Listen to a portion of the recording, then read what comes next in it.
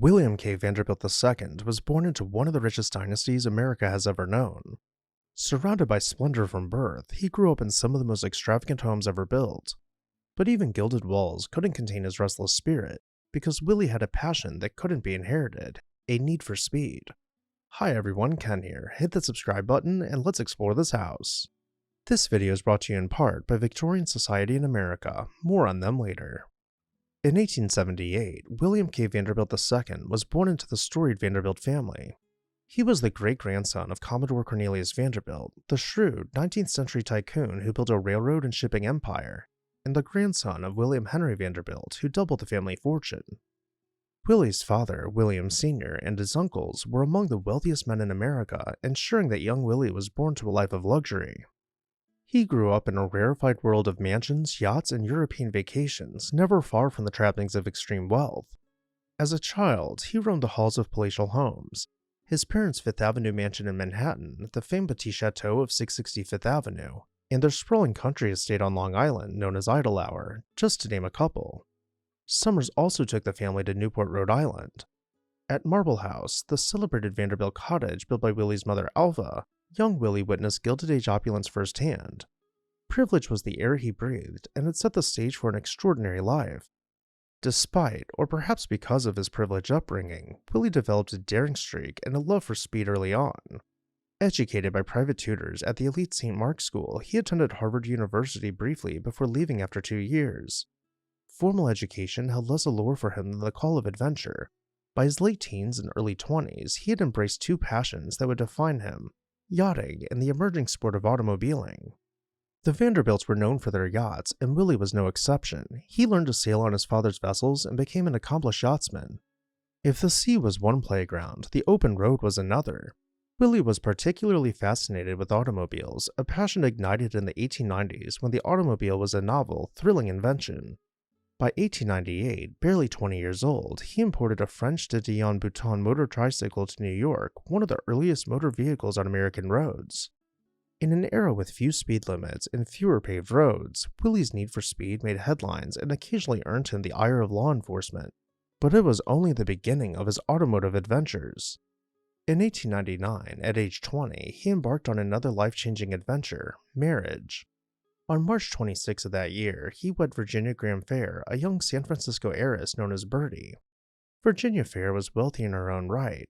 Her father, James Graham Fair, was a silver mining baron, one of the famed silver kings of the Comstock Lode in Nevada. Soon after, he joined the family business, the New York Central Railroad, and an office job at Grand Central Terminal, where we can only guess he was bored out of his mind. Far more exciting was the prospect of creating his own grand estate. In 1902, at just 24 years old and freshly endowed with a sizable trust fund, he began planning a country home where he and Virginia could entertain and spend summers away from the city. He chose a portion of Long Island's North Shore in Great Neck, an area that would soon earn the nickname the Gold Coast for its string of millionaire mansions. On a rise of land overlooking Lake Success, construction commenced on an estate Willie named Deepdale. It would be his first independent foray into estate building, a chance to craft a retreat that reflected his own taste and status. By 1904, as Deepdale was taking shape, Willie's star was rising in other arenas as well. That year, he made international headlines by shattering the world land speed record on a Florida beach. In January 1904, driving a 90-horsepower Mercedes race car over the hard sands of Daytona Ormond Beach, he was clocked at 92.3 miles per hour, a blistering speed for the time. This feat electrified the public and confirmed his standing as a bona fide motor racing aficionado. But he was not content to simply break records. He wanted to elevate American auto racing to world-class status. In the fall of 1904, he put up a trophy and a cash prize to launch the Vanderbilt Cup, the nation's first major international auto racing competition. The inaugural Vanderbilt Cup race was held on public roads in Nassau County, Long Island, drawing massive crowds eager to see daredevil drivers and their roaring machines. Willie's goal was to spur the U.S. auto industry to greatness by pitting American cars against Europe's best.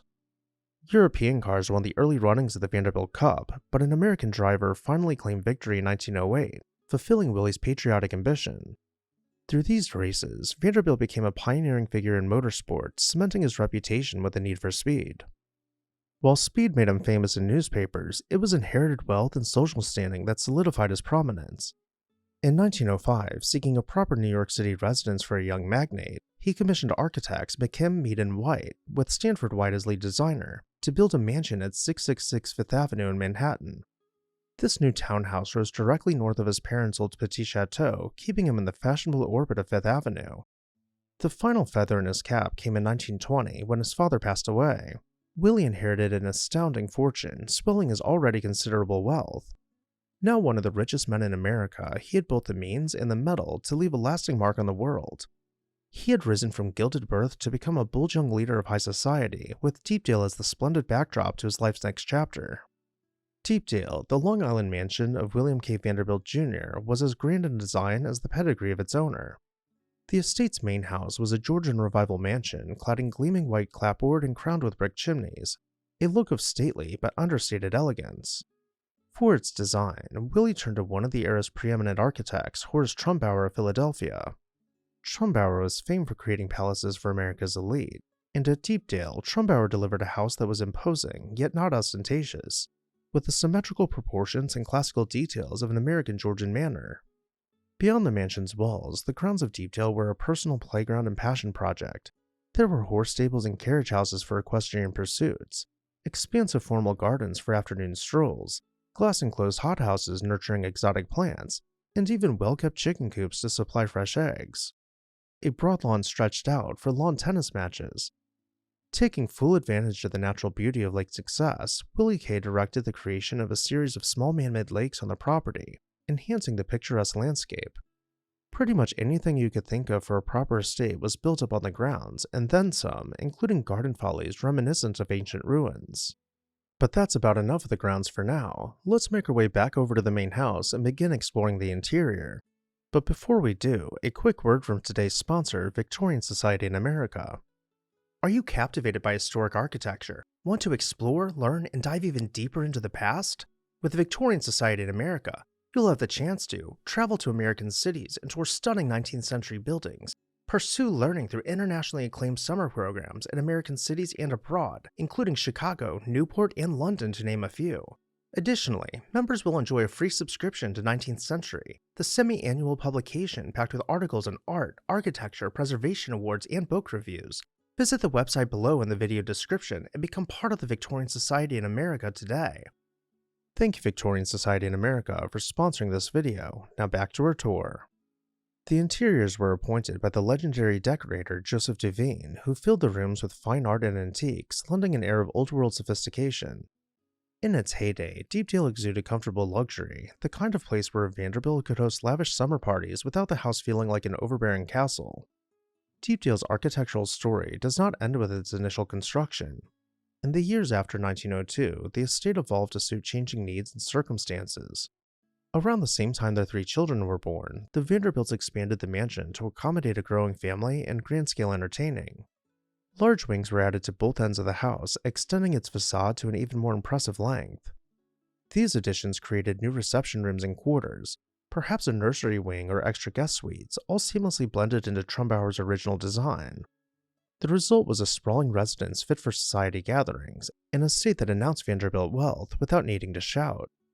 In 1931, after nearly 3 decades, Deepdale was downsized. The great wings added earlier were dismantled, restoring the mansion to a more manageable size. The esteemed firm of Creer and Hastings supervised this 1931 remodeling. Thus, Creer and Hastings are often credited alongside Trumbauer as architects of Deepdale for their role in altering the house's design. The core of the mansion remained, but without its flanking extensions, yielding a somewhat cozier, if still substantial home.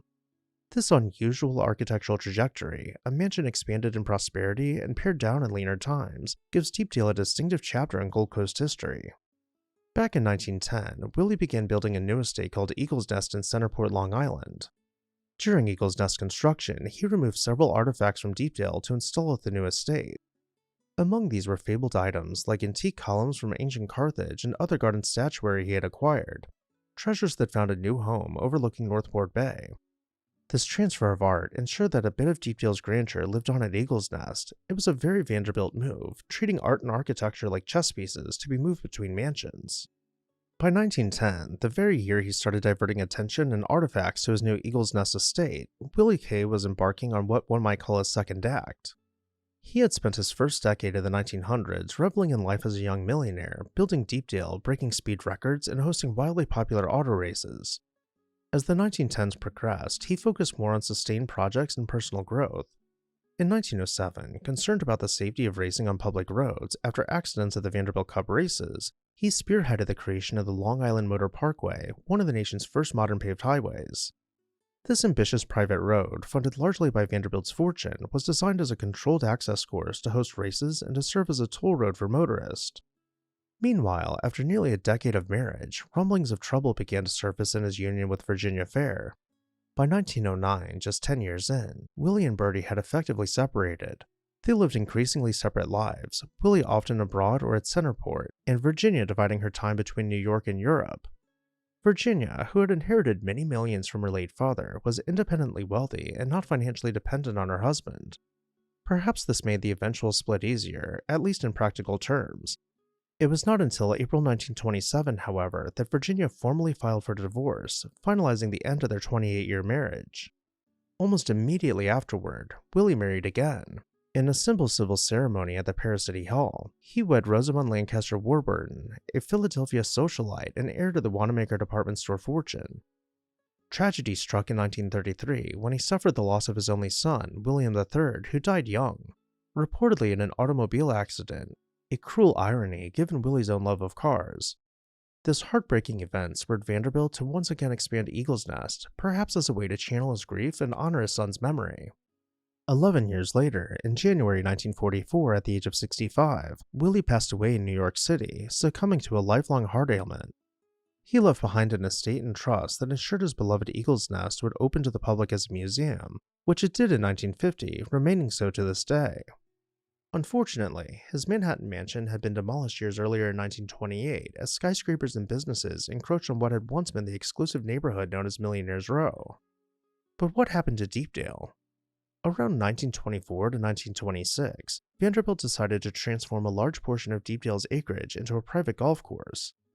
He brought in famous golf course architects Charles Blair Macdonald, Seth Rayner, and Charles Banks to design an 18-hole course over about 200 acres on the north side of Lake Success.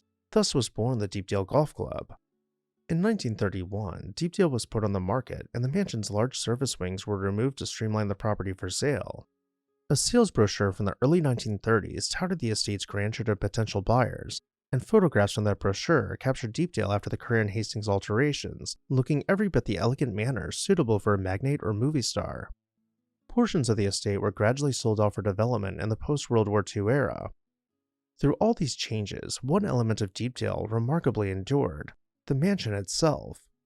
Unlike many Gilded Age homes that were demolished as taste and economics shifted, Deepdale survived. The house that once welcomed Vanderbilts and their high society friends is today a private residence. And with that, I'll turn it over to you. What did you think about Deepdale, or perhaps something else stuck out to you? Either way, let me know down below in the comments section. I'd also like to say a huge thank you to Victorian Society in America for sponsoring this video. Check out their link in the video description to find out how you can get involved today. As always, thank you all for watching, and I'll see you next time on This House.